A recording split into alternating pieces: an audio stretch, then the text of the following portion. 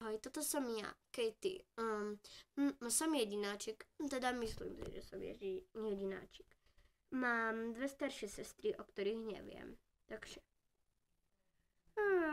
To je ráno, tak my sa najeme.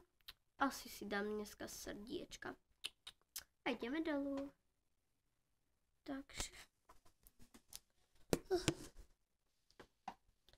Dobré ráno. Dobré ráno, princeznička moja. Dobré ráno. Takže musíme ti niečo povedať. Dneska prídu tvoje dve sestry. Čože, ja mám sestry? To je nočná mora. Áno.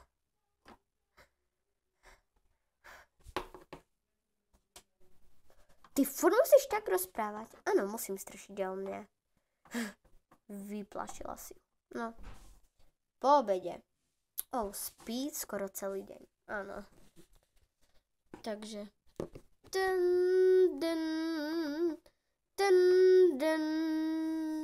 Už idem, kto je taký nevychovaný. Poďte ďalej.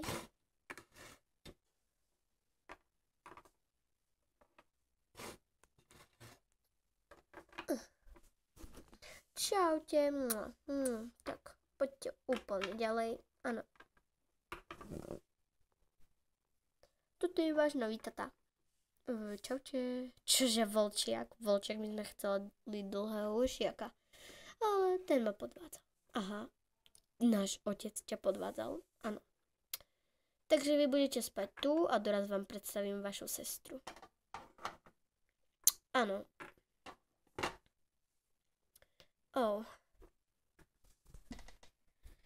Čo by sme jej mohli zrobiť napriek? Čo ja viem? Trebárs. Už viem. Vieš o tom, že ona povyhrávala skoro všetky súťaže, že veľmi dobre plave. No áno.